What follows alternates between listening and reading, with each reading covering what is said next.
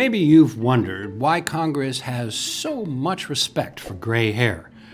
In the House of Representatives, John Dingell served for 59 years representing Michigan. Why hang around so long? Simple. Seniority and the power that it brings. In fact, re-electing the same person generation after generation is a time-honored strategy for many states, especially smaller and rural states, because having really senior members greatly amplifies the power of a given state. Hi, I'm Ron Elving, and welcome to a special senior session of my office hours, suitable for all ages. When a person first gets elected to Congress, they're called a freshman, just like back in school. Oh, there's no beanie to wear, but there is a fair amount of hazing because all status and power are distributed based on how long you've been there relative to the other members of Congress and especially the other members of your own party. They call it seniority. As you accumulate seniority, you move to a better committee assignment. And when you get to the committee of your dreams, your seniority determines how soon you are allowed to chair a subcommittee. And it's called getting a gavel. And getting a gavel is the ultimate symbol of power on Capitol Hill. Stick around long enough, you may get to chair a full committee. Now you're really playing in the major leagues. It can take decades or even generations to happen, and that's a lot of handshakes and pancake breakfasts back home in your home state. On the other hand, they do hang an oil portrait of you on the committee room wall when you retire.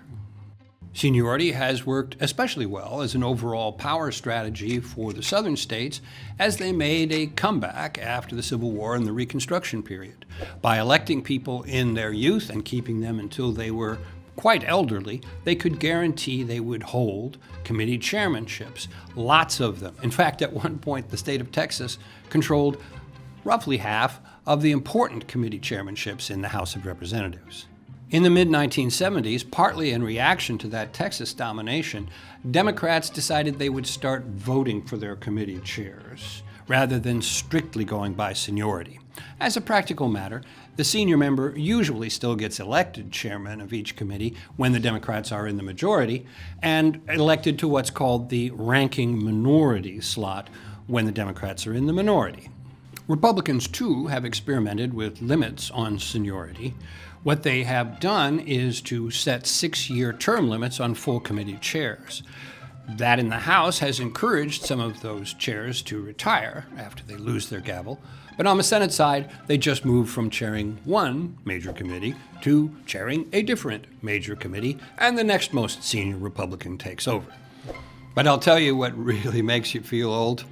This guy, James Sensenbrenner, congressman from Wisconsin, first elected in 1978, and now the second most senior person in the entire House of Representatives. And you know who covered that first campaign? This guy, boy reporter for the Milwaukee Journal. And now I'm Ron Elving, senior editor and correspondent for NPR. Thanks for coming to my office hours.